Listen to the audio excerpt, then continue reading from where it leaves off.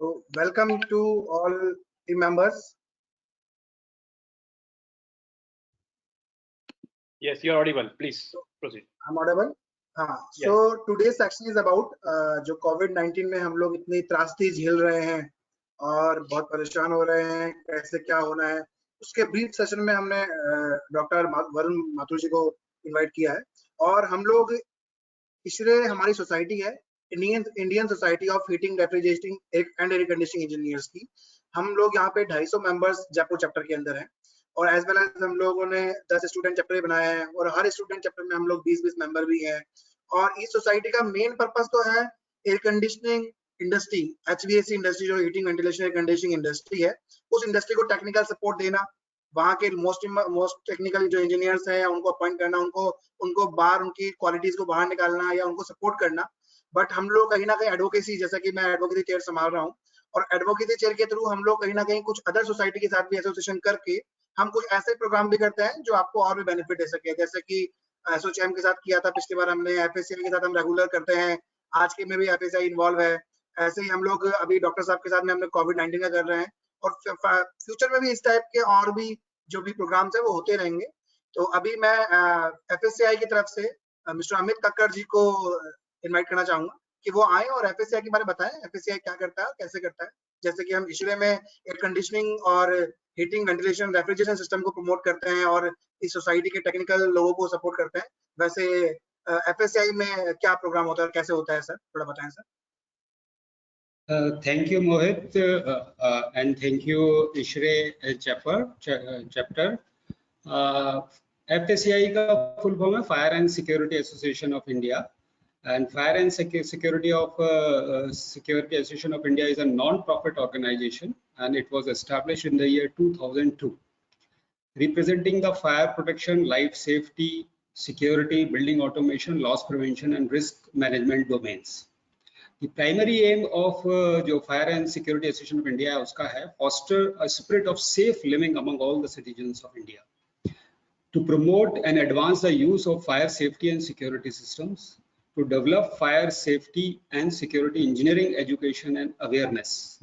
ये हमारा इसके मेन प्राइमरी एम्स हैं। हमारा विजन है FSCI का to establish life safety and security as an important human obligation in the economic development of the country and use this as an index for future investment and growth of the nation to become a world leader.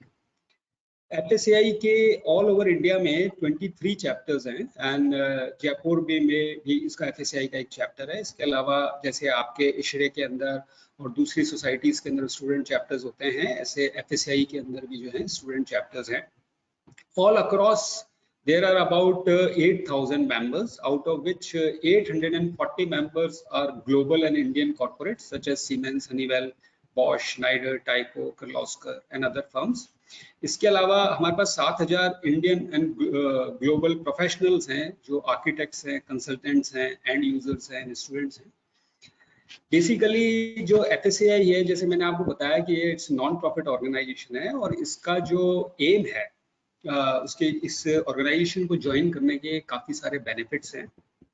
जैसे एक benefits है networking with the fire and security safety and security systems के जो लोग बाग इनसे जुड़े हुए हैं उनके साथ नेटवर्किंग करना, use of FSCI website to promote your business to a wider audience, use the forum to take up trade issues both individually and collectively with the state and central government, representing the committees, various technical committees, participation in the trade and technical meetings among professionals, references and guidance on contemporary legislations, opportunity to participate in exhibitions and joint trade organizations.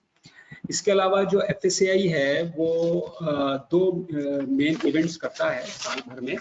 एक हमारा FSCI exhibition होता है जो ISRE के संग भी होता है, जैसे ISRE का एक्रेक्स होता है, इसी तरीके से FSCI एग्जीबिशन हरदम ISRE के संग होता है। इसके अलावा जो FSCI है ये फिस्ट अवार्ड्स भी देता है हर ईयर इंडिविजुअल्स को भी और अच्छी बिल्डिंग्स को जिन्होंने अच्छे काम किए उनको। And this is a good organization. जो हमारा मेन एम है वो है सुरक्षित भारत। FSCI का मेन एम है कि हर जो भारतीय है वो सुरक्षित रहे और अपने आप को और अपनी प्रॉपर्टी को आग से सुरक्षित रखे ये हमारा मेन है। Thanks to Jaipur chapter, Jaipur history chapter for giving opportunity to FSCI and we are looking for the parts to hear our eminent speaker, Mr. Dr. Mathur. Thank you very much, sir, for about introducing FSCI. So, अब Indian Society of Heating, Refrigeration and Air Conditioning की तरफ से जो हमारे Jaipur chapter के president हैं mister Kishan Khatri जी, वो आए और थोड़ा बताएं, और सर को एक बार वरुण जी को इंट्रोड्यूस करके, वरुण साहब डॉक्टर साहब को इंट्रोड्यूस करके और प्रोग्राम को आगे बढ़ाएं। Definitely, thank you Mohit ji. Session काफी अच्छा स्टार्ट हो गया है। जैसे हमने इशरे के बारे में तो इन्फॉर्मेशन दे दी है। Definitely ISHRAE all over India में 42 चैप्टर्स है। Jaipur is one of the chapter and ISHRAE is conducting this programme with fire safety association of India Rajasthan Jaipur chapter. तो ये सेशन काफी इंफॉर्मेटिव है and we have expert doctor Varun Mathur here. तो थोड़ा सा introduction में उनके बारे में देना चाहूँगा। So Dr. Varun Mathur is a general physician and critical care specialist, and he has done MBBS in medicine. He is currently working as a medical officer in charge of government dispensary in Malviya Nagar, in charge of the RRT team for COVID-19 by Rajasthan government 2020. He is winner of award for best general physician in Rajasthan Doctors Awards in 2019. So welcome Dr. Mathur साहब। ये session बताएंगे कि आपके इस knowledge और जो आपकी services जो लोगों को दी जा रही है वो इशरे मेंबर को भी मिले, और ये इसी आशा के साथ मैं आपको माइक देना चाहूँगा और ये सेशन आपको हैंड ओवर करना चाहूँगा। तो प्लीज आप अपने हमारे मेंबर्स को इन सारी कोविड के बारे में नॉलेज दें और उनको अवेयर करें, please sir. Thank you Kishan ji, thank you Mohit ji. मेरा नाम डॉक्टर वरुण है। मैं एक जनरल फिजिशियन हूँ। मैं MBBS मेडिसिन डॉक्टर हूँ। मैं मालवीय नगर डिस्पेंसरी में अभी कार्यरत हूँ और मैं अराउंड 10 ईयर्स से मेडिसिन की प्रैक्टिस कर रहा हूँ। मुझे किशन जी को थैंक्स कहना पड़ेगा। मुझे इन्होंने एक प्लेटफॉर्म दिया। आप लोगों को थोड़ा सा ब्रीफली कोरोना वायरस के बारे में मैं आज बताऊंगा, उसकी टेक्निकलिटीज, उसका मोड ऑफ ट्रांसमिशन, उसका अभी जो ट्रीटमेंट हम लोग दे रहे हैं पेशेंट्स को, और वैक्सीन कहाँ तक अभी पहुंची है, और फाइनली हम इसके प्रिवेंशन के बारे में भी डिस्कस करेंगे और एंड में आपके Q&A भी लेंगे। तो सबसे पहले मैं कोरोना वायरस के बारे में आप लोगों को ब्रीफली बता दूं। कोरोना वायरस एक टाइप ऑफ वायरस है। ये RNA वायरस है। ये बहुत ही सिमिलर एक 2002 में एक सार्स वायरस आया था, जो कि चाइना के पास ही ताइवान से ओरिजिनेट हुआ था। ये बिल्कुल उसी की तरह है। 2010 में भी एक मिडिल ईस्ट रेस्पिरेटरी सिंड्रोम आया था, वो भी इसी की तरह था। तो अभी तक इसका एक्चुअली ओरिजिन तो पता नहीं लग पाया है, जो अभी स्टडीज चल रही हैं कंफर्मेटली तो नहीं बता पाए, लेकिन ये बताया ये जा रहा है कि ये बैट से ओरिजिनेट हुआ है। बैट्स एक एनिमल्स होते हैं, उससे ओरिजिनेट हुआ है। ये ग्रुप ऑफ वायरसेस है जो हर ह्यूमन के अपने रेस्पिरेटरी सिस्टम जो होता है उसको अटैक करता है। ये अपने सांस की नली से जाके अपने फेफड़ों पे अटैक करता है। फेफड़ों में ये निमोनिया भी कर सकता है, फाइब्रोसिस ऑफ लंग भी कर सकता है। स्पेशली जो देखा गया है अभी तक, जो रिसर्च आई है उसमें जो 60 साल से ऊपर है और जो छोटे बच्चे हैं उनको ये ज्यादा अटैक करता है। जिनकी पहले से इम्यूनिटी कॉम्प्रोमाइज्ड है, मान लो कोई कैंसर का पेशेंट है या लिवर का पेशेंट है, उनको ये ज्यादा दिक्कत कर सकता है। चांसेस ऑफ मोर्टेलिटी यानी मरने की जो रेट है वो उनमें ज्यादा है। बाकी जो 15 से लेके 50 तक 60 तक जो पॉपुलेशन है उनको ये कम अटैक करता है। इसका जो फर्स्ट केस था ये दिसंबर में चाइना में वुहान में मिला था, जहाँ से ये ओरिजिनेट हुआ, और इंडिया में फर्स्ट केस 30 जनवरी को आया।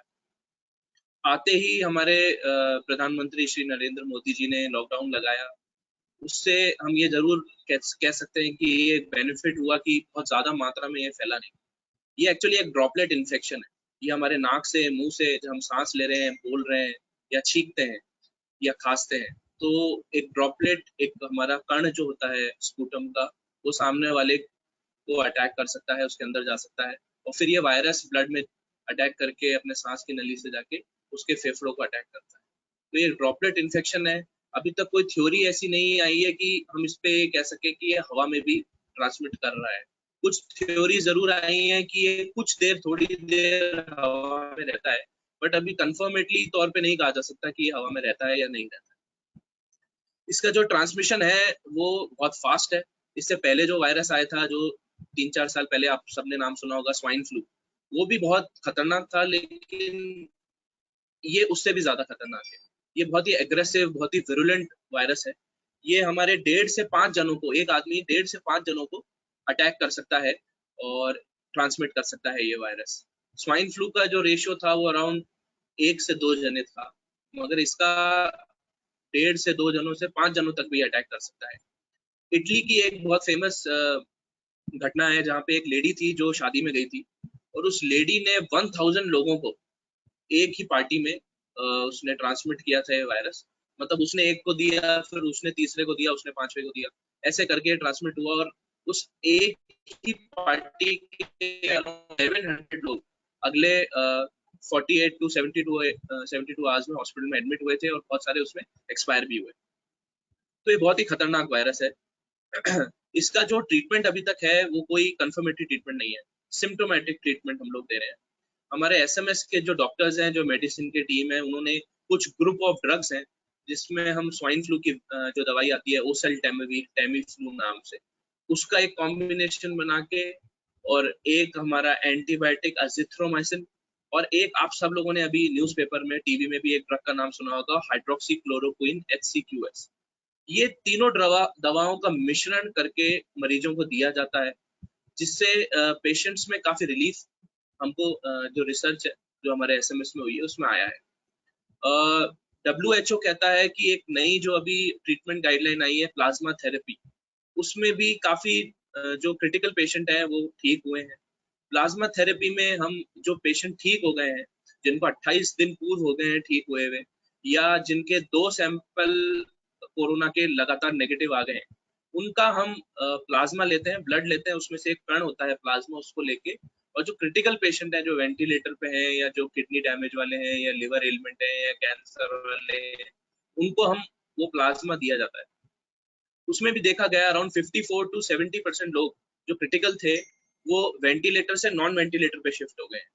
तो ये जो प्लाज्मा थेरेपी है ये अभी अप्रूव हुई भी है, और ये बहुत ही वाइडली सब जगह अभी प्रैक्टिस कर रहे हैं। एसएमएस में चालू हो गई है, अभी 4 डेज 5 डेज पहले जोधपुर में चालू हो गई है, राजस्थान में। तो ये बहुत ही प्रिवलेंट और बहुत ही अच्छी थेरेपी अभी आई है। वैक्सीन की अगर हम बात करें तो वैक्सीन में अभी मुझे लगता है समय है, क्योंकि वैक्सीन के क्या कुछ फेजेस होते हैं, 5 फेजेस में वैक्सीन का हम उसको बनाते हैं। एक तो प्री क्लिनिकल फेज होता है, फिर फेज 1 होता है, फेज 2 होता है, फेज 3 होता है, और फिर जनरल फेजेस होते हैं। तो जो प्री क्लिनिकल फेज होता है उसमें हम ये जो RNA इसका जो एंटीजन होता है उसको एक्सट्रैक्ट करते हैं। क्लिनिकल फेज 1 में हम 100 जनों को देते हैं, फेज 2 में हम 1000 जनों पे इसका टेस्ट करते हैं। तो ये एक बहुत लंबा प्रोसीजर है, ये 2 दिन में 4 दिन में इसके रिजल्ट नहीं आते। तो वैक्सीन में मानता हूँ अभी भी 6 से 8 महीने हम वैक्सीन से मिनिमम दूर हैं। बहुत ही लकी हुए तो 6 महीने में वैक्सीन आ जाएगी। तो अब हमें ये समझना है कि कोरोना एक हमारे जिंदगी का हिस्सा बन चुका है, इसके साथ ही हमें रहना है। तो जो prevention is the only cure, यही फंडे को हमें अपना के आगे बढ़ना है। प्रिवेंशन मतलब कोई भी बीमारी होने से पहले हम क्या क्या चीजें अपना सकते हैं हमारे डेली रूटीन लाइफ में, उसे हम प्रिवेंशन कहते हैं। जैसे हमें रेगुलर हैंड वॉशिंग करनी है। हैंड वॉशिंग अगर हम, ये रिसर्च में देखा गया है कि अगर हम 20 सेकंड के लिए कंटिन्यूअसली साबुन से अपने हाथ धोएं, तो ये जो वायरस है इसका असर हमारे पर होने का बहुत कम हो जाता है। दूसरा चीज है, अगर हम कहीं बाहर जा रहे हैं तो हम मुंह पे कपड़ा या मास्क लगा के जाएं। अगर कोई पेशेंट है जिसको खांसी जुकाम बुखार या कुछ है, तो वो भी मास्क लगाए ताकि वो दूसरे को ट्रांसमिट नहीं करे। और एक सोशल डिस्टेंसिंग, सेल्फ डिस्टेंसिंग बना के रखें, किसी के अभी घर मिलने नहीं जाएं। ये बहुत बेसिक से प्रिवेंशन ट्रीटमेंट है जो हमको अपनाने हैं। अगर हम ये अपनाएंगे तो मेरे हिसाब से हम कोरोना से बच सकते हैं। वेदर के लिए भी कहा गया था कि जब वेदर तेज होगा, जैसे कि अपने एसी का टेम्परेचर होता है, तो एसी के टेम्परेचर अराउंड 26 to 28 डिग्री तक रहता है। तो कोई भी वायरस जो है वो 28 डिग्री से पहले पहले एक्टिव रह सकता है, क्योंकि जैसे हमने देखा है कोरोना कोस्टल कंट्रीज में, जैसे थाईलैंड हो गया, या फिलीपींस हो गया, यहाँ पे भी एक्टिव रहा है, जहाँ पे नॉर्मल टेम्परेचर 30 to 40 डिग्री के बीच में वेरी करता है। तो अभी तक ये कोई रिसर्च नहीं बता पाई है कि ये जो वायरस है ये 40 डिग्री या 45 डिग्री के ऊपर मर जाएगा। ऐसी अभी तक कोई स्टडी आई नहीं है। तो हमको ये मान के चलना पड़ेगा कि अगर वेदर भी अगर जून में बहुत लू पड़ती है, बहुत तेज वेदर होता है, ऑलमोस्ट 48-49 डिग्री राजस्थान में टेम्परेचर हो जाता है, तो भी ये वायरस जो है ये एक्टिव रह सकता है, ये जिंदा रह सकता है। तो हमें बहुत ही ध्यान रखना पड़ेगा आगे 1-2 महीने, क्योंकि अभी जो एम्स के डायरेक्टर हैं डॉक्टर गुलेरिया, उन्होंने भी ये कहा है कि जो रिसर्च चल रही है कि जून और जुलाई में इस वायरस का हिंदुस्तान में बहुत बड़ा पीक आएगा। मतलब अभी जिस रफ्तार से हम लोग 10 से 11 दिन में केसेस डबल हो रहे हैं, हो सकता है आने वाले जून जुलाई में 7 से 8 दिन में ही केसेस डबल होने लग जाए। तो हमें बहुत सावधानी बरतनी पड़ेगी इस वायरस के अगेंस्ट। और अगर हम सब लोग सोशल डिस्टेंसिंग, सरकार के जो अथॉरिटी है उन्होंने जो गाइडलाइन बना रखी है उसका फॉलो करते हैं, तो मुझे यकीन है कि हम इस वायरस को हरा देंगे। मैं चाहूंगा अब अगर किसी के कुछ क्वेश्चंस हों, आंसर्स हों, तो वो हम उसको ले लें। किशन जी अगर Yes. So there is one Initiate question. Yeah, there is one question from Ashu Gupta ji. Ji He is asking that how can we judge if person have asymptomatic of corona? और दूसरा question ये पूछ रहे हैं, do we have enough preparation in Rajasthan to fight against the virus? मैं उनको unmute कर रहा हूँ so that और भी उनको कुछ पूछना चाहें तो yes, आशु सर आप अनम्यूट हैं. All right. Dr. Varun, thank you so much for coming on this platform. Just want to know, Thank you, Ashu ji. because lot of issues coming up कि lot of ऐसे cases आ रहे हैं जो asymptomatic है, जिनका पता ही नहीं, उनके अंदर जी। symptoms ही नहीं आ रहे हैं. तो ऐसे जी। केसेस में, क्योंकि जैसे हम जहाँ रह रहे हैं शायद वहाँ भी ऐसे लोग हो सकते हैं, तो उस केस में आप क्या सजेस्ट करेंगे, क्या बेटर ऑप्शन है? देखिए, मैं यही सजेस्ट करूंगा कि सोशल डिस्टेंसिंग रखें। अगर हम हमारे नेबर से भी मिल रहे हैं या किसी पड़ोसी से भी मिल रहे हैं, तो हमें एक जो 6 फीट की दूरी है वो उससे बना के रखनी है। मास्क पहन के रहें। अगर हम बाहर जाके आए, कोई सब्जी खरीद के आए, कोई सामान लेके आए, तो हैंड वॉशिंग करें। अगर हम ये सब चीजें फॉलो करेंगे, तो अगर एसिम्प्टोमेटिक पेशेंट भी अगर हमारे सामने है, उसको कोरोना है, तो हम इन प्रिवेंशन वाली चीजों से हम अपने आप को बचा सकते हैं। बाकी कंफर्म तौर पे तो नहीं कह सकते, जब तक टेस्ट नहीं होगा कोई भी जना ये नहीं बता सकता कि सामने वाले को कोरोना है या नहीं है। दूसरा आपका जो क्वेश्चन है कि राजस्थान तैयार है या नहीं है, आई थिंक राजस्थान तैयार है, और उसका बहुत बड़ा श्रेय हमारी सरकार को, मुख्यमंत्री गहलोत साहब को और प्राइम मिनिस्टर मोदी जी को देना पड़ेगा कि उन्होंने टाइमली लॉकडाउन कर लिया। अगर शायद हम 1 हफ्ते बाद लॉकडाउन करते तो शायद आज स्थिति और ज्यादा गंभीर होती। तो टाइमली लॉकडाउन हुआ, लोगों ने फॉलो किया, तो उसके कारण आप ये देखो केसेस बहुत ज्यादा बढ़े नहीं। अदर आप कंट्रीज में देखें, डेवलप कंट्रीज में, तो यूएस हो गया, इटली हो गया, स्पेन हो गया, इंग्लैंड हो गया, यूके हो गया, ये बहुत ज्यादा हमारे से बुरी कंडीशन में है। लेकिन हमारे टाइमली लॉकडाउन हो गया, हमारे लोग भी इसको फॉलो कर पाए। वहां पे क्या है, कल्चर बहुत वेस्टर्न में, उनको डेली बाहर खाना खाना है, उनको कैफे जाना है, उनको स्पोर्ट्स बार जाना है, उनका जो लाइफस्टाइल है वो बिल्कुल डिफरेंट है, हमारा बिल्कुल डिफरेंट है। तो ये एक बहुत बड़ा चेंज है कि हम लोग यहाँ पे धैर्य बना के हमारे घरों में हम लोग अभी भी मेंटेन है, और उसी के कारण ये अभी तक बहुत बड़ी महामारी जयपुर में और अदर जगह बहुत बड़ी लेवल पे नहीं फैली। Absolutely. सर, मेरा एक क्वेश्चन और है, because we are using a lot of mask now these days, mask पहन रहे हैं, तो इसकी क्या लाइफ होती है एक मास्क की? क्योंकि as a doctor we want to understand, जैसे हमने N95 मास्क खरीदा हुआ है, अब उसको हमें कितने टाइम में चेंज करना है और उसको कहाँ फेंकना है, क्योंकि वो भी आई थिंक एक मेडिकल वेस्ट है, तो उसको क्या तरीका है उसको करने का? देखिए, हमारे हॉस्पिटल्स में जैसे एक बायोमेडिकल वेस्ट डिपार्टमेंट होता है, उसमें हमारे एक गाड़ी आती है डेली की, वो सारा जो हमारा बायोमेडिकल वेस्ट होती है उसको लेके जाती है। अगर आप लोग अपने घरों में हैं, तो आप लोग भी एक सेपरेट उसका एक बकेट या बिन बना लें, जिसमें आप ये सारा डिस्पोज करें, और आसपास जब भी आपकी गाड़ी आए उसको सेपरेटली सेग्रीगेट करें, अलग से रखें और अलग से दें। तो अगर हम ये करेंगे तो जो चांसेस ऑफ ट्रांसमिशन है वो कम रहेंगे। मास्क में यह है कि जो सर्जिकल मास्क है, N95 मास्क है, ये मैक्सिमम टू मैक्सिमम 6 से 8 घंटे चलता है, इससे ज्यादा इसकी ड्यूरेशन नहीं है।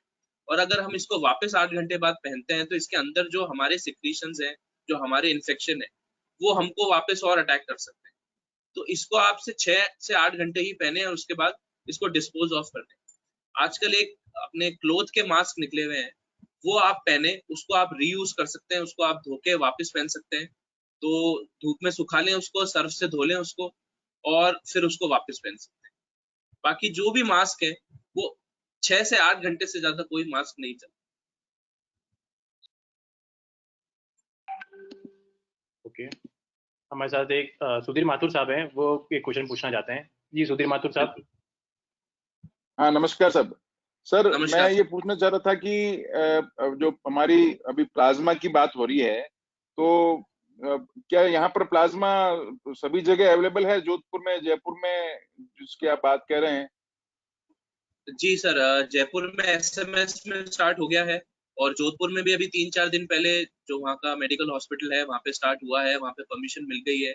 ये क्या है, हम हर जगह चालू नहीं कर सकते, इसकी भी क्या परमिशन हमें ICMR, Indian council of medical research, एक जो हमारा ऑर्गेनाइजेशन बना हुआ है वो देता है कि हाँ यहाँ पे आपके एम्पल अमाउंट ऑफ सुविधाएं हैं, यहाँ पे स्टाफ है ट्रेन, डॉक्टर्स है ट्रेन राउंड द क्लॉक जो इसको देख सकते हैं, वहीं पे इसकी परमिशन मिलती है और वहीं से ये स्टार्ट होता है।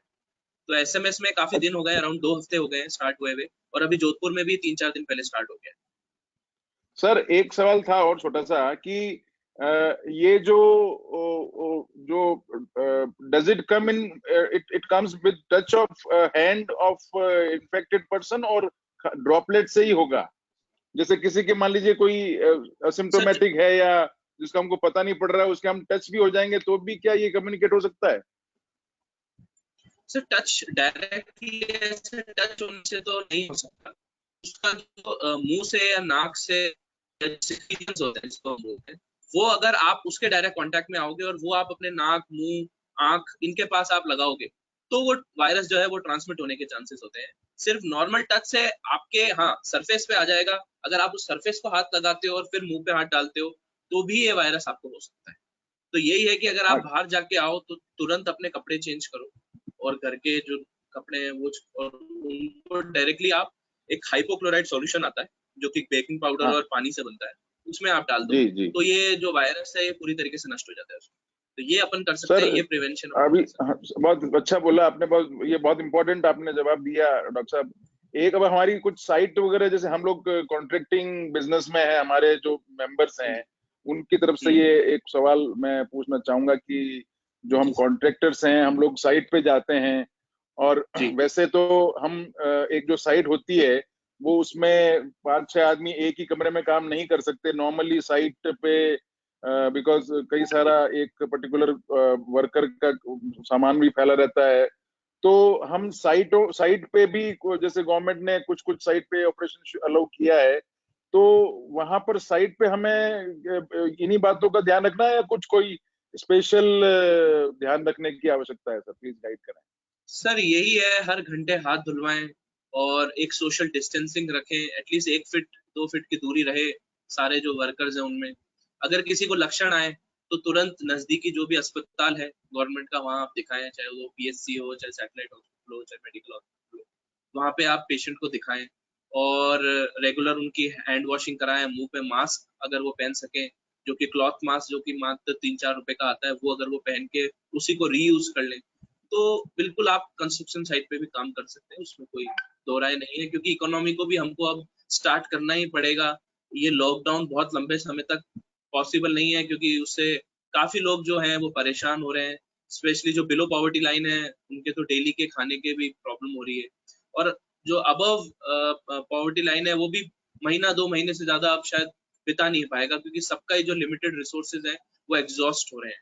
तो बिल्कुल हमें अब इकोनॉमी को स्टार्ट करना पड़ेगा, काम वाम स्टार्ट करना पड़ेगा, लेकिन जैसा कि मैंने बताया इसको अपने जिंदगी का हिस्सा मान के हमें प्रिवेंशन वाली जो भी चीजें हैं, रेगुलर हैंड वॉशिंग, मास्क लगाना, अगर सैनिटाइजर है तो सैनिटाइजर यूज करना, अगर हम ये सब चीजें करते हैं, social distancing, physical distancing maintain करते हैं, तो हम इस वायरस को बहुत हद तक दूर रख सकते हैं। ओके, थैंक यू डॉक्टर साहब, thank you. Welcome sir.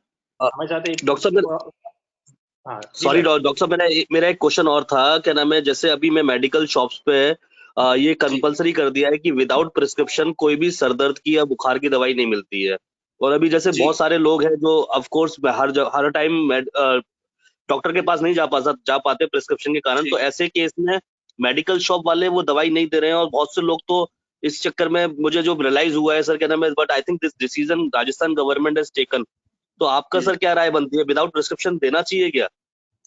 Sir ideally तो ये जो रूल है ये पहले से ही है कि विदाउट प्रिस्क्रिप्शन किसी भी केमिस्ट को दवाई नहीं देनी, लेकिन इन दिनों में क्योंकि जो ड्रग इंस्पेक्टर्स हैं उन्होंने स्ट्रिक्टनेस बढ़ाई है, तो अब सब जो केमिस्ट हैं वो कोई भी दवाई विदाउट प्रिस्क्रिप्शन नहीं दे रहे।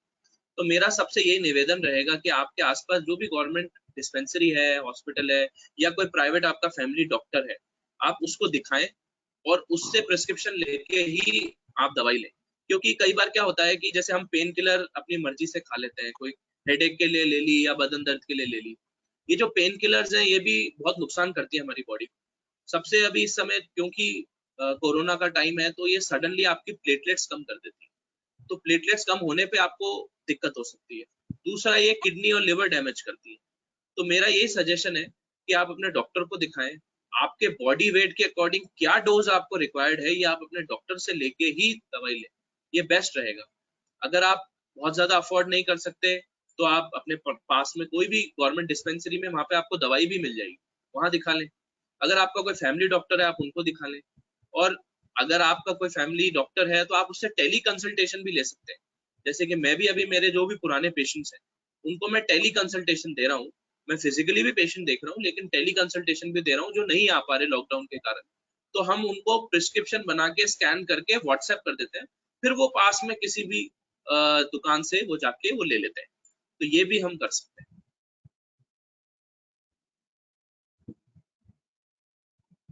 ओके, हमारे साथ मिस्टर उमेश वर्मा जी हैं। जी जी जी, नमस्ते सर। नमस्ते नमस्ते उमेश जी। सर मैं जानना चाह रहा था कि हर न्यूज चैनल पे अलग अलग पोर्ट्स फोरम पे कुछ लोग कहते हैं कि ये वायरस कुछ भी नहीं है, कुछ लोग कहते हैं ये मिथ है, ये किसी भी तरह से आपको खराब नहीं करेगा। दूसरा ये कि जब भी हम कभी मार्केट का जो सामान लेके आते हैं तो क्या स्टैंडर्ड प्रोसीजर फॉलो करें कि घर में वो वायरस ना आ सके, क्योंकि आप ये मान के चलिए न हम सब्जी के बिना रह सकते हैं, न दूध के बिना रह सकते हैं, और हर व्यक्ति अलग अलग तरीके से इनको काम में लेना बताता है। कोई कहता है गर्म पानी में धोइए, कोई कहता है साबुन से धोइए। तो थोड़ा स्टैंडर्ड प्रोसीजर आप बता पाएंगे कि किस तरह से कर पाएंगे आप? सर देखिए, कुकिंग की बात करें ना, तो कुकिंग का तो जो टेम्परेचर होता है वो अबव 80 डिग्री होता है। तो कोई भी चीज अगर हम कुक करते हैं तो आप ये मान के चलें उसमें लगभग सारे वायरसेस इंक्लूडिंग कोरोना उसमें नष्ट हो जाता है। जो सामान हम बाहर से लेके आते हैं तो आते ही पहले हम अपने कपड़े चेंज करें, हमारा जो हाथ है उनको हम 20 सेकंड के लिए रनिंग वाटर में साबुन से धोएं। अगर हमारे पास सैनिटाइजर है तो हम वो भी यूज कर सकते हैं। दूसरी चीज, सब्जियों को और जो सामान आप ला रहे हो उसको थोड़ा सा ब्लैंचिंग कर ले, थोड़ा गुनगुने पानी में उनको डाल लें, गर्म पानी में उनको डाल लें, उनको थोड़ी देर रख के आप चाहे तो धूप भी लगा सकते हैं, या कोई ड्रायर है तो उससे भी आप ड्राई कर सकते हैं। दूसरी चीज ये रही कि कोरोना वायरस जो है वो जैसे आप बता रहे हैं कि सब बोल रहे हैं कि बहुत खतरनाक, कोई बोल रहा है कोई बोल रहा है नहीं है। देखिए, वायरस तो कोई भी हो खतरनाक होता है, चाहे स्वाइन फ्लू हो, चाहे कोरोना का हो, चाहे पहले भी जो जो वायरसेस आए हैं सारे खतरनाक होते हैं। समझदारी इसमें है कि हम सारे जो प्रिवेंशन है वो ले रहे हैं नहीं ले रहे हैं। डेफिनेटली कोरोना वायरस खतरनाक है। अगर आपको डायबिटीज है, आपको हार्ट की कोई दिक्कत है, लिवर की कोई दिक्कत है, या आपका कोई कैंसर का ट्रीटमेंट चल रहा है, या आपके घर में कोई प्रेग्नेंट वुमेन है, या ओल्ड आपके पेरेंट्स हैं अगर घर में रह रहे हैं, तो उनके लिए ये वायरस बहुत खतरनाक है। तो उन लोगों को स्पेशल ध्यान देने की जरूरत है, रेगुलर हैंड वॉशिंग करने की जरूरत है। ऐसे जो हमारे घर में जने हैं, पेशेंट्स हैं, या जो ओल्ड हमारे फादर मदर हैं, उनको हमको बाहर नहीं भेजना, उनको ना सब्जी लाने भेजना है, ना किसी के डायरेक्ट कॉन्टैक्ट में भेजना है।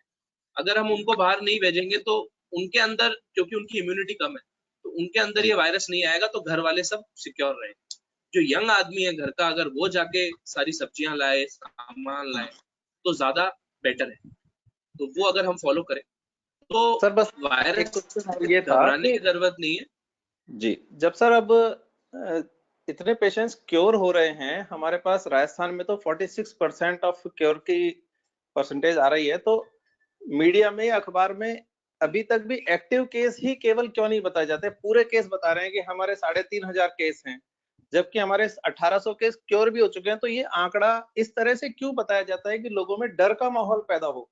डॉक्टर फ्रेटर्निटी इसको पॉजिटिव माहौल क्यों नहीं बनाना चाह रही? अभी तक भी किसी भी तरह से स्टेटमेंट नहीं है कि आप डरे ना, घबराए ना, ये ठीक हो जाएगा, लेकिन हर बार बस संख्या बढ़ा के बताई जा रही है। कुछ इस बारे में बताएंगे आप? नहीं सर, डॉक्टर फ्रेटर्निटी वैसे तो डायरेक्टली किसी को डराती नहीं है। जो मीडिया में प्रोजेक्ट होता है वो सारा डायरेक्टली मीडिया, देखिए दुकान चलेगी जब जब वो थोड़ा सा डर का माहौल करेंगे, उनका पेपर खरीदेंगे जब लोग, या उनका न्यूज चैनल देखेंगे जब थोड़ा डर का माहौल होगा। तो मीडिया का जो वो सोचने का तरीका है वो डॉक्टर से बिल्कुल डिफरेंट है। जो हमारी जो गवर्नमेंट की ऑफिशियल जो पोर्टल है, सारी चीजें डिस्प्ले होती हैं उस पे, टोटल नंबर ऑफ केसेस, अभी एक्टिव केसेस, आज जो डेथ हुई, आज जो पॉजिटिव आए, किस किस एरिया से पॉजिटिव आए, जैसे जयपुर में कहाँ कहाँ पॉजिटिव आए, तो वो सब चीजें वहां पे तो देखिए डिटेल पूरी बताई जाती है। अलग अलग चैनल अलग अलग अपने उसूलों के हिसाब से चलते हैं, तो उनके बारे में मेरा कमेंट करना सही नहीं रहेगा। लेकिन देखिए मैं अपने आज इस फोरम से, इस वेबिनार से यही आप लोगों को सबको निवेदन करूंगा कि इस वायरस से घबराने की जरूरत नहीं है। जैसा कि मैंने कहा, कई लोगों को तो ये थोड़ी मात्रा में होगा जुकाम खांसी और ऑटोमेटिकली ठीक हो जाएगा, ठीक है ना। तो घबराने की कोई बात नहीं है, बिल्कुल हमें पॉजिटिव रहना है। बस प्रिवेंशन जो है वो फॉलो करें, जो लॉकडाउन है उसका पालन करें, तो डेफिनेटली हम इससे आगे बढ़ पाएंगे। सर समय नहीं है, बस एक लास्ट बार पूछूंगा, आफ्टर लॉकडाउन क्या ये ज्यादा खतरनाक होगा हम उन लोगों के लिए, बच्चों के लिए जो 2-2 महीने से घर से बाहर नहीं निकले हैं, जैसे ही वो एक्सपोज टू सोसाइटी आएंगे, क्या उन पे ज्यादा खतरा होगा इसका? बिल्कुल सर, जब लॉकडाउन खुलेगा, मेरे हिसाब से अभी इमीडिएटली तो खुलने का कोई आसार लग नहीं रहा। फेजेस वाइज ये खुलेगा, धीरे धीरे फेजेस में इसको खोलेंगे। कभी कोई ट्रांसपोर्ट खोलेंगे, कभी जो कॉलोनीज में दुकानें हैं उनको खोलेंगे। तो बच्चों को ये ध्यान रखना है कि जब भी वो लॉकडाउन खुले और वो अपने स्कूल जाएं या पढ़ने जाएं या बाहर खेलने जाएं, तो वो अच्छी तरह पोषण लेके जाएं, अपना पेट फुल रख के जाएं, अपनी इम्यूनिटी को अच्छा रख के जाएं। अगर वो ये सब चीजें करेंगे तो वायरस के जो अटैक करने के चांसेस है वो कम रहेंगे। और हमें भी बच्चों पे ज्यादा उस समय ध्यान देना पड़ेगा, स्पेशली फर्स्ट 2 मंथ्स, कि उनको कोई खांसी जुकाम बुखार है तो हमारे नजदीकी जो भी डॉक्टर हैं उनको आप दिखाएं और उसका प्रॉपर ट्रीटमेंट लें, क्योंकि एक डॉक्टर ही ये डिफरेंशिएट कर पाएगा कि क्या इसको कोरोना है या नहीं, क्या ये नॉर्मल फ्लू है, क्या नॉर्मल कोल्ड है, क्या इसको कोरोना लाइक लक्षण है, क्या ये उस कैटेगरी में आता है, क्या इसके पेरेंट्स या किसी का कोई संपर्क हुआ है उस कोरोना के आसपास वाले लोगों से। तो ये डॉक्टर ही बेटर हिस्ट्री लेके इसको जज कर पाएगा। तो बिल्कुल सावधानी हमें रखनी पड़ेगी, और अगर हम रखेंगे तो सब सिक्योर रहेंगे। Thank you sir. सर एक सवाल अमित कक्कर साहब की तरफ से। अमित कक्कर साहब प्लीज। हाँ सर। सर एक बड़ी बात आ रही है कि जितने टेस्ट होते हैं उतने ज्यादा कोरोना पेशेंट्स पाए जा रहे हैं। एक तो ये बात थी। दूसरा ये है कि कई लोग ये कहते हैं कि कई लोगों को तो कोरोना होता है और स्वतः ही ठीक हो जाता है। तो ये मैं आपसे चाहता हूँ इसके ऊपर थोड़ा सा प्रकाश डालें। यह बात सही है कि गलत है? नहीं, बिल्कुल, कई लोगों को, जैसे मैंने अभी बताया कि कोरोना नॉर्मल खांसी जुकाम की तरह होगा, उनके अंदर कोरोना का जो एंटीजन होता है वो आएगा, और उसकी इम्यूनिटी बंदे की इतनी अच्छी होती है कि वो ऑटोमेटिकली उसके अगेंस्ट एंटीबॉडीज बना लेता है। वो एंटीबॉडीज जो उस एंटीजन को मार देती है, तो वो उसके सिम्टम्स बिल्कुल कम हो जाते हैं। तो जो कोरोना है उससे डरने की जरूरत नहीं है। जैसा कि मैंने कहा, अगर आपको कोरोना हुआ भी है तो टेस्ट इसलिए जरूरी है कराने, क्योंकि जब तक हम टेस्ट नहीं कराएंगे हमें हमारे एरिया की सच्चाई पता नहीं लग पाएगी। तो टेस्ट तो जितने हों उतना अच्छा है, जितने लोगों को हम स्क्रीन कर सकें, चाहे वो RT-PCR टेस्ट हो उससे कर सकें, या जो अभी बीच में रैपिड टेस्ट आया था उससे कर सकें। जितने ज्यादा टेस्ट होंगे उतना ज्यादा अच्छा। Thank you sir. Thank you sir. आप सर अभी एक क्वेश्चन आप करना चाहेंगे या फिर आप अपना आप कैरी फॉरवर्ड करना चाहेंगे? हाँ, कोई क्वेश्चंस और हो तो मेरे को बता दीजिए, फिर मैं एक आपको हैंड वॉशिंग के बारे में और RT-PCR रैपिड टेस्ट के बारे में आपको मैं कुछ बताना चाहूंगा। अगर कोई क्वेश्चन है तो अभी ले लीजिए, नहीं तो फिर मैं इन दोनों के बारे में आपको बताऊंगा। एक डॉक्टर साहब आपसे निवेदन ये है कि थोड़ा हमारे मेंबर्स को ये भी बताएं कि वो अपनी इम्यूनिटी कैसे इंप्रूव करें। बिल्कुल बिल्कुल सर, इम्यूनिटी का देखिए ये तरीका है कि अगर आपको कोई BP, डायबिटीज, थायराइड है तो आप उसको बिल्कुल चेक में रखिए। अगर आपका शुगर बढ़ा हुआ नहीं है, आपका बीपी बढ़ा हुआ नहीं है, थायराइड कंट्रोल में है, तो आप इस जो बीमारी है उससे बचे रहेंगे। दूसरी चीज ये है कि हम हमारे घर में मेडिटेशन, योगा, थोड़ा फिजिकल एक्टिविटी डेली का करें, क्योंकि जब तक हम हमारे लंग की कैपेसिटी को नहीं बढ़ाएंगे तब तक हम हमारी इम्यूनिटी बढ़ नहीं सकती। फिर छोटा छोटा मील लें, हेल्दी मील लें, हरी सब्जियां लें अपनी डाइट में, फ्रूट्स लें बदल बदल के, जैसे आज सेब ले लिया, फिर केला ले लिया, जो भी आप पसंद करते हैं वो फ्रूट्स बदल बदल के लें। अपनी बॉडी को हाइड्रेटेड रखें, पानी अच्छा पिए। अगर हम ये सब 4-5 चीजें करेंगे तो मेरे हिसाब से आपकी इम्यूनिटी अच्छी रहेगी। तो आपको अगर डायबिटीज, बीपी, थायराइड है तो उसकी जो दवाई है वो रेगुलर लें, जो आपके डॉक्टर ने मात्रा बता रखी है उसी मात्रा में लें। अपना डॉक्टर नहीं बनना, जो डॉक्टर ने बता रखा है वो ही लेना है और रेगुलर लेना है, रेगुलर चेक कराना है। अगर आपका शुगर बढ़ा हुआ है तो डॉक्टर को दिखा के आपकी दवाई चेंज करना है। सर एक सवाल योगेश कुमार राजी की तरफ से है। जी योगेश जी। सर। योगेश राज जी। किसी ने बोला, किसी को नहीं, खुद ने लेक्चर में बोल दिया। ये मनीष चंदवानी जी की तरफ से एक सवाल है। जी मनीष जी। हेलो। हेलो।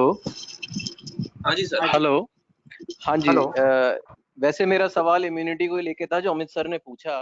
क्या होता है कि नेचुरल जो तरीके हैं इम्यूनिटी बढ़ाने के, जैसा आपने भी बताया, दे रिक्वायर टाइम।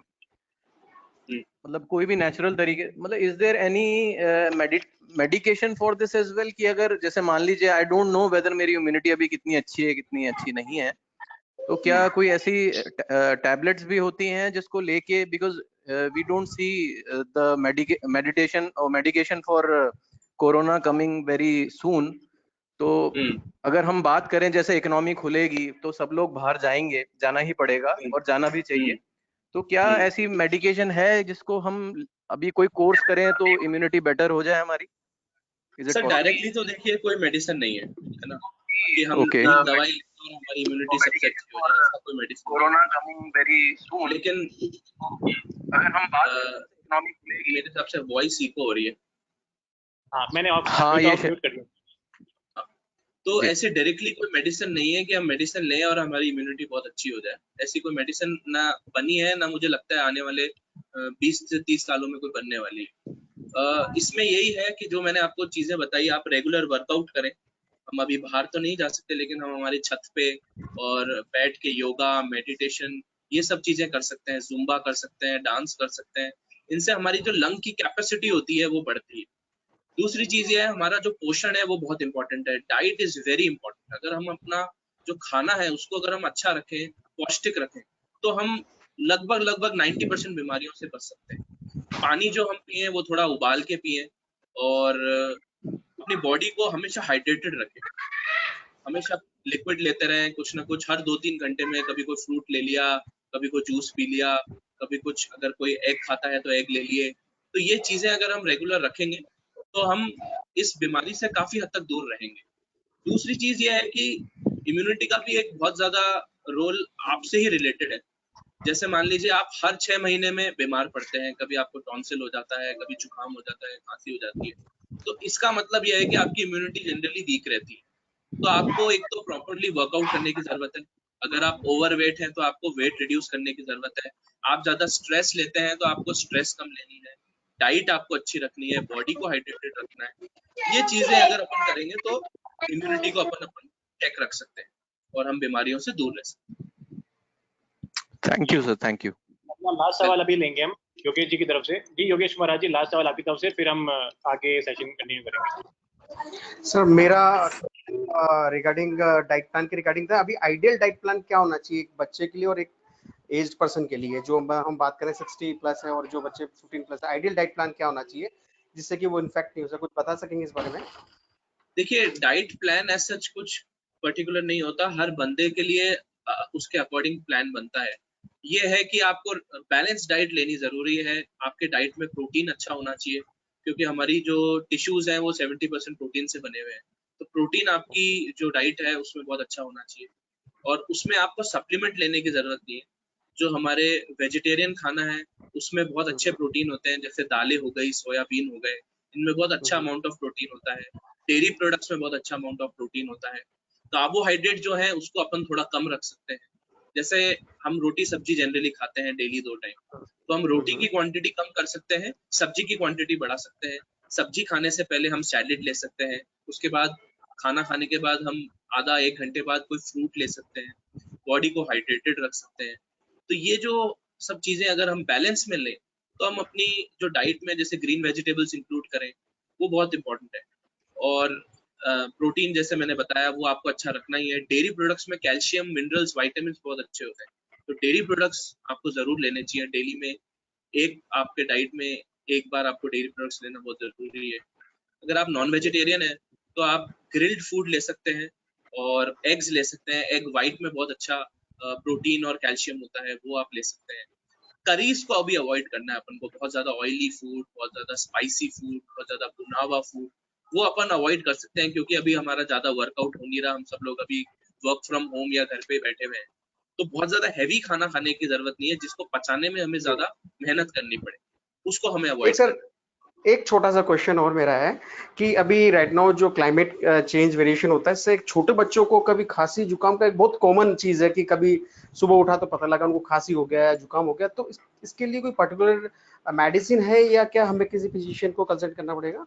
देखिए डॉक्टर को ही कंसल्ट करना चाहिए, क्योंकि जब तक डॉक्टर नहीं देखेगा हम ये नहीं कह पाएंगे कि उसको नॉर्मल कोल्ड एंड कफ है या उसको कुछ चेस्ट के कारण कंजेशन है।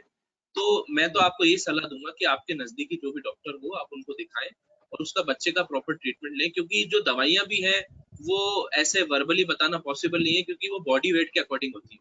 बच्चे का वजन कितना है, क्योंकि 4 साल का जो बच्चा है उसका वजन 10 किलो भी हो सकता है और 18-19 किलो भी हो सकता है, तो उसके बॉडी वेट के अकॉर्डिंग जो डोज होती है वो डिसाइड होती है। तो ये अपन को ध्यान रखना है। हाँ, बच्चे को रेगुलर मील्स दें, उसको खिलाए पिलाएं, रेगुलर फ्रूट्स दें, हाइड्रेटेड रखें, तो बच्चा भी इस बीमारी से काफी हद तक दूर रह सकता है। उसको बाहर नहीं जाने दें, घर पे ही उसको जो भी खेलना है, फिजिकल जो भी करना है उसको कराएं। Okay sir, thank you doctor. Welcome. तो हम सेशन को आगे लेते हैं। बस एक सवाल जो था उस सवाल को अगले सेशन में आप समझा दीजिएगा, वो अभी जो नेक्स्ट 15-20 मिनट सेशन आप कंटिन्यू कर रहे हो, कि हम ऑफिस में जैसे लोग ज्वाइन करना पड़ेगा, क्योंकि हमें भी हमारी फंड जनरेट करना है, तो वो ऑफिस में क्या क्या सावधानी देनी चाहिए वो भी प्लीज अगले जो भी सेशन है उस पर थोड़ा इंक्लूड कर दीजिएगा प्लीज। बिल्कुल, मैं सबसे पहले यही ले लेता हूँ आपका। ऑफिस में देखिए जब भी हम जाएंगे अभी, तो हमें एक तो सैनिटाइजर कैरी करना पड़ेगा, एक मुंह पे मास्क लगा के जाना पड़ेगा, ठीक है ना, और एक आपका और जो आपके बगल वाले का डिस्टेंस है उसको आपको मेंटेन करना पड़ेगा कि वो कम से कम 1 फीट या 2 फीट से ज्यादा हो, तो सोशल डिस्टेंसिंग वहां पे रहेगी। दूसरी चीज, अननोन सर्फेसेस जहाँ पे बहुत टाइम से आपको पता नहीं है क्या कोई एक्टिविटी हुई है नहीं है, उन पे आपको टच नहीं करना। अगर आप मास्क के साथ अगर आप ग्लव्स भी पहन सके तो वो और बढ़िया आपको हेल्प करेगा। लेकिन वही है कि मास्क अगर आपने सर्जिकल मास्क पहना है तो उसको प्रॉपर्ली डिस्पोज ऑफ करना भी बहुत जरूरी है। तो ऑफिसेज में आप जब भी मॉर्निंग में जाएं तो अपना हाइड्रेशन और ब्रेकफास्ट लेके जाएं, भूखे पेट ऑफिस नहीं जाएं। अगर आप फुल खाना खा के जाएंगे, ब्रेकफास्ट हैवी करके जाएंगे, तो आपको लगभग कोई बीमारी नहीं होगी। दूसरी चीज ये है कि मैंने बताया अगर आपको शुगर है, डायबिटीज, हाइपरटेंशन, थायराइड कुछ भी है, तो उसको आपको चेक में रखना बहुत जरूरी है। आपका blood pressure should be on check, आपका डायबिटीज शुड बी कंट्रोल्ड। ये सब चीजें भी आपको बहुत ध्यान रखनी पड़ेंगी, क्योंकि एकदम से जब आप नो एक्टिविटी से एक्टिविटी में जाते हैं तो चांसेस ऑफ कार्डियक इवेंट्स और स्ट्रोक इवेंट्स बढ़ जाते हैं। तो आपको ये ध्यान रखना है कि मेरा शुगर और बीपी और ये सब चीजें चेक में हो। दूसरी चीज मैं जो बताना चाह रहा था, हैंड वॉशिंग के बारे में बता रहा था। हैंड वॉशिंग जैसे मैंने बताया, जो रनिंग वाटर है उसमें अगर हम 20 सेकेंड हाथ को ढंग से धोएं तो हम कोरोना से लगभग बच सकते हैं, 99% बच सकते हैं। तो इसका एक तरीका होता है जिसको हम 6 simple steps of hand washing बोलते हैं। इसमें जो फर्स्ट स्टेप है उसमें हम ऐसे कुछ करते हैं, दोनों हाथ को सामने पानी के नीचे रब करना है, ठीक है, साबुन लेके। उसके बाद अपने ऊपर वाला जो हाथ का हिस्सा है दोनों साइड का, उसको रब करना है। दूसरा फिर हमें हमारे जो ये साइड है इन दोनों को रब करना है, ठीक है। फिर हमें हमारे अंगूठे को क्लीन करके नीचे लाना है। फिर हमारी जो उंगलियों के बीच में जो पॉइंट्स हैं उनको क्लीन करना है। और लास्ट में हमें हमारे रिस्ट को और नीचे एल्बो तक उसको साफ करना है।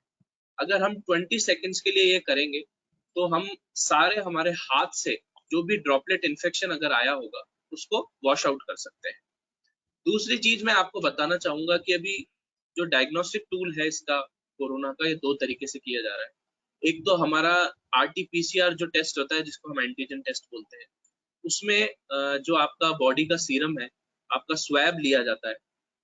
इसमें आपके मुंह के अंदर या नाक के अंदर से आपके जो सिक्रीशन है उसको लेके उसमें से एंटीजन निकाला जाता है। ये जो टेस्ट है ये गोल्ड स्टैंडर्ड टेस्ट है, ये गोल्ड है हमारा। इसी से हमें एग्जैक्टली पता चलता है कि आपको कोरोना वायरस है या नहीं। ये जो टेस्ट है इसका जो अगर हमको आज संक्रमण हुआ है तो आज भी ये पॉजिटिव आ जाएगा। दूसरा जो टेस्ट होता है उसको हम रैपिड टेस्ट बोलते हैं, जो कि एक एंटीबॉडी रिलेटेड टेस्ट होता है। वो जो टेस्ट है उसमें हमारा ब्लड का एक ड्रॉप लेते हैं और उसको किट में डालते हैं। 15-20 मिनट में वो किट में एक लाइन के साथ दूसरी लाइन, कंट्रोल लाइन के अलावा दूसरी जो लाइन है वो भी आ जाती है। तो वो जो टेस्ट है वो रिलायबल टेस्ट नहीं है। तो जो RT-PCR टेस्ट है जो कि इस समय पूरे विश्व में सब जगह हो रहा है, जो कि अभी हमारे जयपुर में भी अगर हम देखें तो हमारे SMS में, महात्मा गांधी में 2 जगह ये टेस्ट अभी अवेलेबल है। और अभी प्राइवेट में भी जैसे बीलाल है, उसको लाइसेंस मिला है ICMR की तरफ से, उन्होंने भी ये टेस्ट चालू किया है। तो ये गोल्ड स्टैंडर्ड टेस्ट है, यही टेस्ट है जो हमें बताएगा कि हमें कोरोना वायरस है या नहीं। दूसरी चीज ये है कि हमें जो भी वायरस है उससे बचने के लिए हमारी इम्यूनिटी जो है वो बहुत अच्छी रखनी जरूरी है। इम्यूनिटी का जैसे अभी पॉइंट डिस्कस हुआ है, वो आप अगर अपना हाइड्रेशन अच्छा रखेंगे, खान पीन अच्छा रखेंगे। मैं देख रहा हूँ इन दिनों काफी लोग घर में तली तुली चीजें खाना स्टार्ट कर दिया है और मतलब अनपौष्टिक खाना स्टार्ट कर दिया है। उस पर भी हमें बहुत चेक रखना है। कोई भी ज्यादा हमें स्पाइसी तली भुनी चीजें, नमकीनें, इनको हमें अवॉइड रखना है। मुझे पता है हम घर में रहते हैं तो बहुत क्रेविंग्स होती हैं, तो उस क्रेविंग से हमें अपने आप को बचाना है। अगर हम बचाएंगे तो हम इस वायरस से काफी हद तक दूर रह सकते हैं।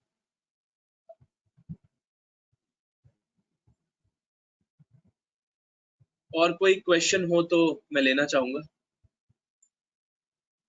सर एक क्वेश्चन है थोड़ा सा, जैसे कि अभी हम लोग यहाँ इशरे के अंदर mostly air conditioning contractors involve हैं, जिन्हें मोस्टली बाहर जाके काम भी करना होता है हमारी टीम को, और हमें कई तरह की प्रॉब्लम्स भी आती हैं कि टीम साइट पे भी जाएगी, फील्ड पे भी जाएगी, और हर तरह के लोग होंगे, टेक्नीशियंस भी अवेलेबल हैं, इंजीनियर्स भी हैं।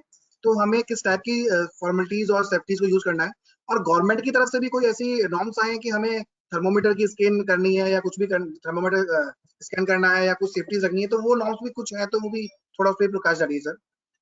देखिए, जो फैक्ट्रीज में काम कर रहे हैं या जो एक ऑर्गेनाइजेशन है जहाँ पे 5 से ज्यादा जने काम कर रहे हैं, उनमें डेफिनेटली ये नॉर्म आया है कि आपको स्क्रीनिंग करनी है रेगुलर, अपने डेली बेसिस पे। अपने जो भी एम्प्लॉयज हैं, वर्कर्स हैं, उनकी रेगुलर आपको स्क्रीनिंग करनी है। उसमें आजकल एक ये इंफ्रारेड थर्मामीटर आता है जो कि मैं आपको बताना चाहूंगा। ये इंफ्रारेड थर्मामीटर हमको हमारा टेम्परेचर बता देता है कि अभी हमारा करंट टेम्परेचर क्या है। तो ये जो थर्मामीटर है ये हम हमारी ऑर्गेनाइजेशन में, हमारी फैक्ट्री में रख सकते हैं। तो इससे हम रेगुलर देख सकते हैं कि क्या उसका टेम्परेचर 100 डिग्री फ़ारेनहाइट से ऊपर जा रहा है, नहीं जा रहा। 98.6 डिग्री फ़ारेनहाइट हमारा नॉर्मल टेम्परेचर होता है। अगर 100 से ऊपर आपको टेम्परेचर जा रहा है तो आप बुखार की श्रेणी में आते हैं। तो अगर आपको बुखार है तो फिर आप उस पेशेंट को रेफर कर सकते हैं नजदीकी गवर्नमेंट अस्पताल में। दूसरी चीज ये है कि जैसे आप लोग एसीज में डील करते हैं तो वर्कर्स को उनकी प्रॉपर यूनिफॉर्म देनी बहुत जरूरी है। अगर वर्कर्स यूनिफॉर्म पहन के नहीं जाएंगे और डायरेक्टली अगर अपने नॉर्मल कपड़ों में जाएंगे तो उनको ट्रांसमिट होने का वायरस चांस बहुत बढ़ जाता है। तो उनका एक प्रॉपर यूनिफॉर्म सेट होना चाहिए। वो यूनिफॉर्म जो है वो प्रॉपर स्टेरिलाइज्ड और ऑटोक्लेव्ड होनी चाहिए, साफ होनी चाहिए रेगुलर। तो चांसेस ऑफ ट्रांसमिशन बहुत रिड्यूस हो जाते हैं। अगर जैसे कि अभी एक रिसर्च आई है हम देखें तो इसमें ये आया है कि जो हमारे जो विंडो एसी होता है उसमें चांसेस ऑफ ट्रांसमिशन कम है, क्योंकि वो उसी एरिया की जो एयर है उसी को रोटेट कर रहा है। जो हमारे विंडो एसी है उसमें चांसेस कम है। जो हमारे अदर एसीज होते हैं जो कि जिसको हम सेल्फ वाले बोलते हैं, वो सब जगह जहाँ एक ही एसी से सब जगह डिस्ट्रीब्यूट हो रही है हवा, वो जो एसीज होते हैं उनमें चांसेस ऑफ जो ट्रांसमिशन है वो थोड़ा ज्यादा है, जो कि अभी रिसर्च चाहिए। लेकिन अभी भी इस पे काफी स्टडी चल रही है, और एसी का डायरेक्टली रोल है नहीं है, कितना वायरस एसी में टेम्परेचर में सस्टेन कर रहा है, अभी तक इस पे पूरी तरीके से स्टडी कंप्लीट नहीं हुई है। तो ये अभी भी स्टडीज चल रही है। लेकिन हाँ, ये जरूर है कि अगर विंडो एसी है आपके कमरे में तो आप बेटरली सिक्योर्ड है।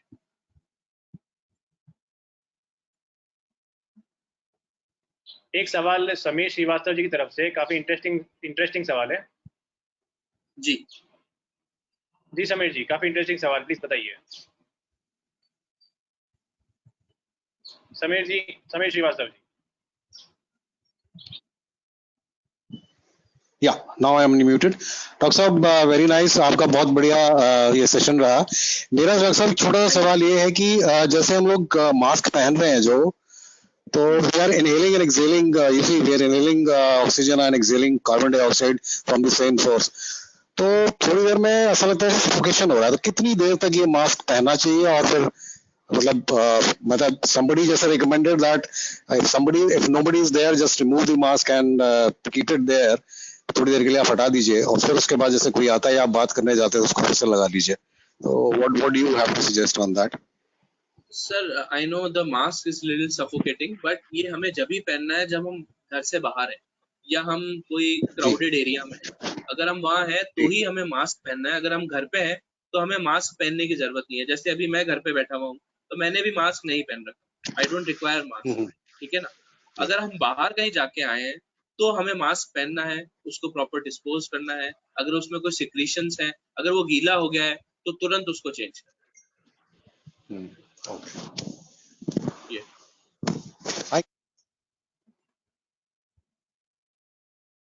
नेक्स्ट सवाल लेंगे या फिर कुछ और कंटिन्यू करना है आगे? बस अब सवाल कोई हो तो, आई थिंक टाइम भी हो गया 5 o'clock। हाँ, तो सवाल एक दो और है हमारे पास। हाँ, तो मैं एक दो सवाल और लेता हूँ, फिर हम इसको क्लोज करते हैं। जी तो जी। सवाल है गुरुकिरण सिंह सांगा की तरफ से। तो मैं गुरुकिरण जी को अनम्यूट करता हूँ एक बार।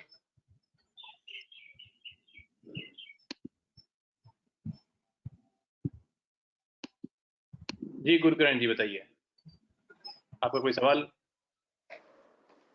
Yeah, good evening. I had a question that when is the best time to allow maids to work at home? When can we allow them? When is the best time to allow the maids to work at home? When can we bring them back to work? Well, ideally maids should not be invited right now. I think this is not the right time for maids to come and serve us, because the maids generally live in low socio-economic areas, and we have seen in Jaipur that many of the cases have come from these kachi bastis and the areas where all these maids live. So right now it is advisable not to call them, but even if you are calling them, then you should properly first hand wash them, then allow them to do any work. Okay. Thank you. Rajiv Sharma ji, you have one question. Could you please? I have unmuted you. Rajiv Sharma ji.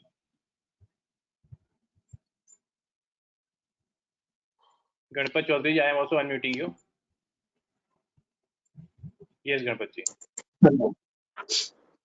मेरा सवाल ये है कि sir जैसे ही जो sites अभी चालू हुई है बिल्डिंग कंस्ट्रक्शन की, जहाँ थर्मोमीटर से स्कैन किया जाता है जी, उसमें क्या होता है कि जैसे लोग मूवमेंट करके आते हैं तो उनका टेम्परेचर वेरी कर जाता है। जो बॉडी का स्टैंडर्ड टेम्परेचर है वो कुछ टाइम तक रुकते हैं तो उसके बाद में उनका टेम्परेचर नॉर्मल आ जाता है।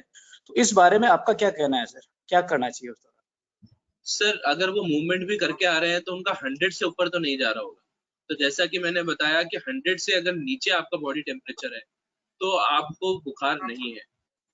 आपका अगर बॉडी टेम्परेचर 100 से ऊपर अगर उस थर्मामीटर में दिखा रहा है तो ही वो बुखार की कैटेगरी में आता है, और तो ही उसको आप पास में जो भी अस्पताल है वहाँ दिखाएं। डॉक्टर उसका और फर्दर टेस्ट करेगा, उसकी हिस्ट्री लेगा, अदर सिम्टम्स के बारे में बात करेगा, और तभी निकल के आएगा कि उसको कोरोना है या नहीं।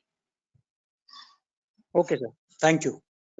राजीव शर्मा जी की तरफ से सवाल था, how much useful Tulsi 51 drop is for immunity? How much useful Tulsi 51 drop is for immunity? I think ये थोड़ा सा आयुर्वेदिक क्वेश्चन हो गया ये मेरा, थोड़ा सा मैं आयुर्वेदिक डॉक्टर नहीं हूँ तो मैं इसके बारे में ज्यादा एनलाइटन नहीं कर पाऊंगा, बट जो भी आयुर्वेदिक चीजें आती हैं आप ले सकते हैं क्योंकि उनका जनरली कोई साइड इफेक्ट नहीं होता, और मेरे हिसाब से 2 से 3 बूंद भी डेली के लिए कोई नुकसान नहीं। ओके, एक सवाल मनीष सोमनानी की तरफ से है, मैं उनको अनम्यूट कर रहा हूँ। Yes mister Manish ji, I have unmuted you. Manish ji, Manish Somnani. तो एक सवाल सुधीर माथुर साहब की तरफ से था, how effective is homeopathy for immunities and can anyone get it done and what's the rate fixed by government? I mean there are 2 different question I think. Sudhir sir, sir की आवाज नहीं आ रही है, सर की आवाज नहीं आ रही है।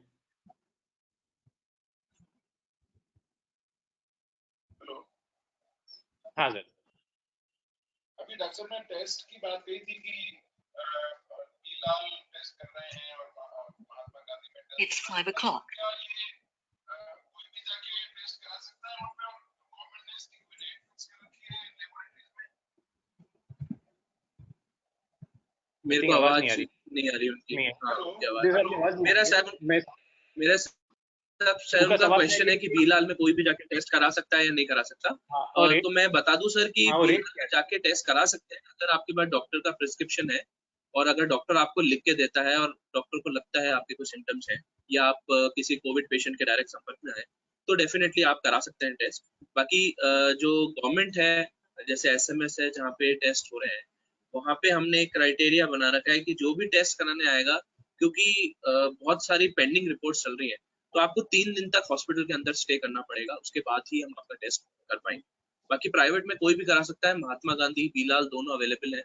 4500 दोनों की रेट्स है, जो भी कराना चाहे करा सकता है, लेकिन अपने डॉक्टर के प्रिस्क्रिप्शन पे। ओके, आई थिंक रेट्स भी कोई पूछे जा रहे थे, रेट्स क्या हैं इनके? 4500 अभी गवर्नमेंट ऑफ इंडिया ने और सुप्रीम कोर्ट ऑफ इंडिया ने इसको फाइनल किया है ना, इससे आप ज्यादा नहीं ले सकते 4500। इसमें एक्चुअली क्या है, 2 से 2500 का तो वो जो किट आता है वही आता है, उसके अलावा ये लोग PPE किट वगैरह पहन के पूरा आपका लेते हैं, तो PPE किट ही अराउंड 1500 का आता है। तो इसलिए जो किट का और इसका टेस्ट का जो चार्जेस है वो इसीलिए थोड़ा सा ज्यादा है, 4500। तो लास्ट सवाल है मनीष सोमनानी की तरफ से, इसके बाद हम good afternoon sir, Manish sir. हाँ, गुड आफ्टरनून मनीष सर। मैं पूछ रहा था, जैसे प्लाज्मा थेरेपी जो अभी जयपुर में हमारे SMS हॉस्पिटल में हुई थी, दो के हुए थे, दोनों सक्सेसफुल हुए, तो do you think this is better for this pandemic? बिल्कुल सर, जो क्रिटिकल पेशेंट है उनके लिए प्लाज्मा थेरेपी बहुत अच्छी है। इससे प्लाज्मा थेरेपी के भी क्या है, देखिए कुछ साइड इफेक्ट्स होते हैं, तो सबको ये थेरेपी नहीं दी जा सकती। जैसा कि अभी तक हमने देखा है, 100 में से 80 to 85 जने तो या तो एसिम्प्टोमेटिक होते हैं या माइल्ड सिम्टम्स के साथ होते हैं, जिनको अस्पताल में एडमिट होने की जरूरत भी नहीं है। उसके अलावा 15% होते हैं वो अस्पताल में एडमिट होते हैं।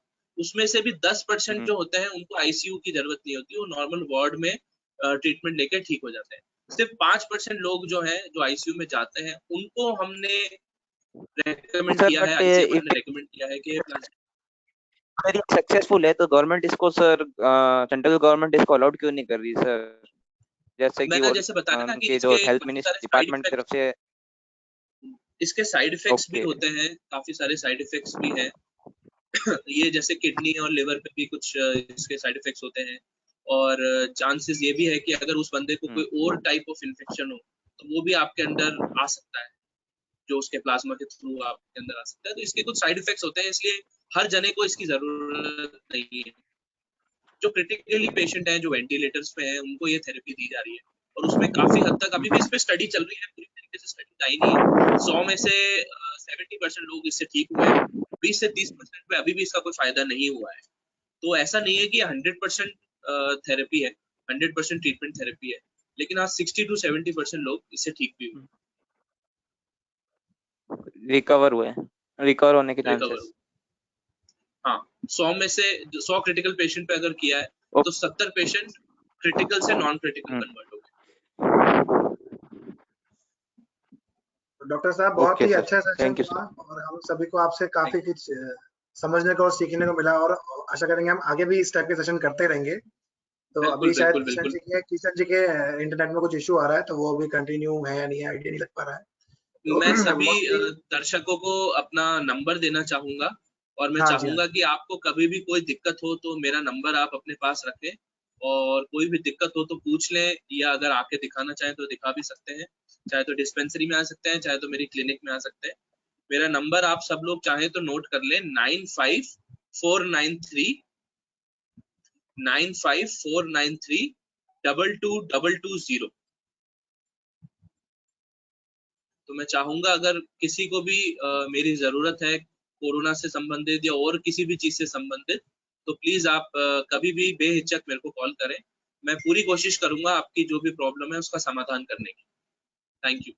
और मैं अभी अंकित माहेश्वरी जी जो हमारे एफएससीआई के सेक्रेटरी भी हैं एफएससीआई एसोसिएशन के, तो उनको चाहूंगा कि वो डॉक्टर साहब को थैंक्स और वोट ऑफ थैंक्स दें और सेशन को क्लोज करके और अपने को इसको आगे बढ़ाएं session. Ankit ji over to you. Ankit ji आपकी आवाज नहीं आ रही है, माइक या तो म्यूट है आपका, आवाज नहीं आ रही है। हाँ थैंक्स मोहित।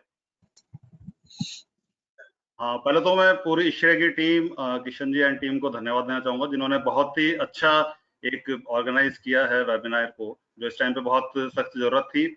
तो thanks and thanks to involve us FSCI as a supporting partner and now on behalf of ISHRAE and FSCI family, doctor साहब आपका बहुत बहुत धन्यवाद। बहुत ही इंफॉर्मेटिव सेशन रहा आपका, बहुत ही इंटरेक्टिव सेशन रहा। आपने बहुत ही सहजता और सरलता से सभी क्वेश्चंस का सर आंसर दिया, तो बहुत बहुत धन्यवाद सर आपका समय निकालने के लिए। और एट लास्ट जितने भी धन्यवाद सर, जितने भी हमारे पार्टिसिपेंट हैं जिन्होंने आज संडे के दिन समय निकाला इस सेशन को ज्वाइन करने के लिए, आप सबका भी बहुत बहुत धन्यवाद। और आगे भी हम आशा करते हैं डॉक्टर साहब कभी भी जरूरत पड़ेगी तो आपकी सहायता लेंगे। And please thank you sir. Thanks. बिल्कुल बिल्कुल। तो thanks to all of society members जिन्होंने इस इशरे ग्रुप को और इस टाइप के जो हम ऐसे जो सेशन कर रहे हैं उसमें सपोर्ट किया। और इन फ्यूचर भी हम ऐसे और भी सेशन करते रहेंगे। हम कोशिश कर रहे हैं आगे हम CII, PWD और CPWD के थ्रू भी कुछ ऐसे सेशन करें। अब किशन जी मैं आपको, आप आ गए लाइन पे तो मैं आपको फॉरवर्ड करता हूँ, आप आगे इसको बढ़ाएं, क्लोज कर दें सेशन को। जी जी, तो आप सेशन को क्लोज कर रहे हैं। थैंक यू अंकित जी, आपने आप भी आके आपने वोट ऑफ थैंक्स दिया। ये सेशन काफी अच्छा हो गया और it was group working of FSCI and ISHRAE, जो काफी अच्छा सेशन रहा। आई थिंक सर का नंबर शेयर हो गया होगा या फिर मैं अपनी स्क्रीन शेयर करके नंबर हाँ, शेयर कर दिखाऊं? सर का नंबर शेयर हो चुका है। ओके, हो चुका है। आप फिर भी कर दें अगर तो I think we can close चाहे तो। मैं एक बार स्क्रीन शेयर कर लेता हूँ। मैं अपनी स्क्रीन शेयर 1 मिनट करता हूँ, तो 1 मिनट आप दीजिए मुझे, मैं अपनी स्क्रीन शो करता हूँ। आई होप मेरी स्क्रीन विजिबल है। नहीं अभी नहीं हुई है। आई होप मेरी स्क्रीन नहीं हुई। अब now it's visible, now it's visible.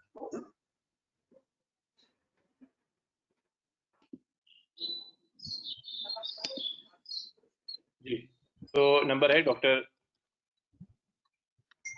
Varun Mathur, सब लोग नोट कर सकते हैं नंबर 9549। सर करेक्ट है नंबर? तो 9549322220 9549322220। जी यही नंबर। जी ठीक है, तो आई थिंक नंबर ये अब शेयर हो चुका है और मैं फाइनल क्लोज कर रहा हूँ इशरे की ट्यून से।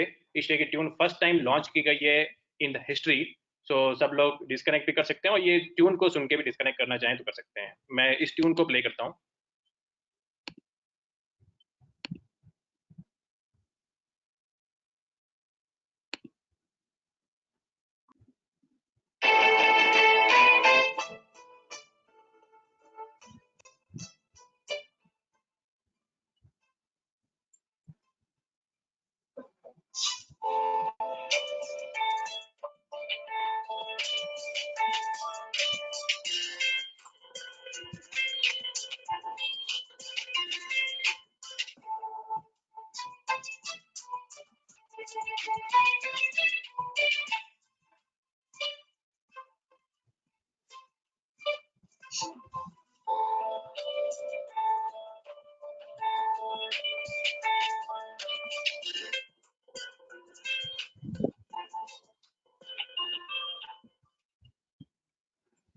Thank you, everyone.